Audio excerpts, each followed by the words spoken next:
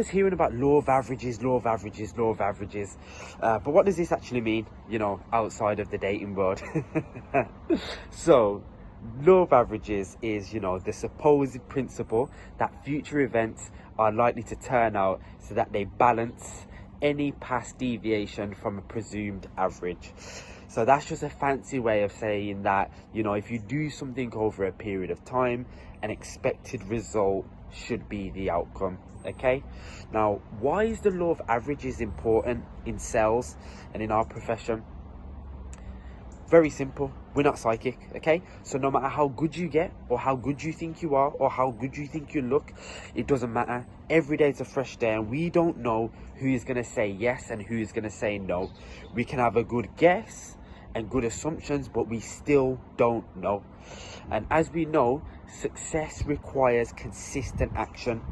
So in order to be successful, we can't just turn up one day out the week, or 2 days out the week, or 3 days out the week. It needs to be every day, mentally and also physically as well.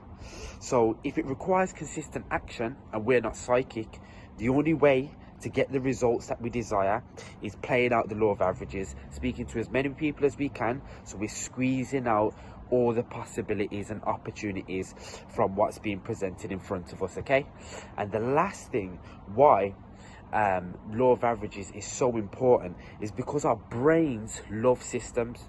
Okay, it loves structure, it loves routine, because without a system, without a structure, without a routine, is chaos. Everything's open, you can do what you want, but this more than likely leads to a lack of results over a period of time. Okay, system equals a sustained result and outcome over a period of time. So what are some tangible ways that we can exercise our law of averages positively? Step number one, understand it.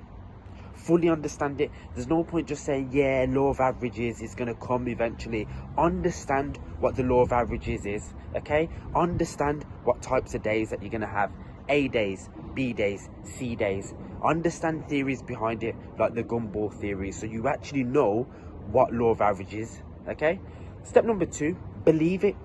Now, as we know, no success comes without a little bit of delusion. Okay, we need to believe it before we we need to see it before we believe it.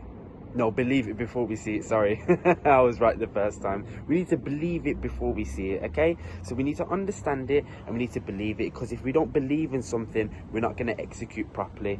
Step number three, apply it every day.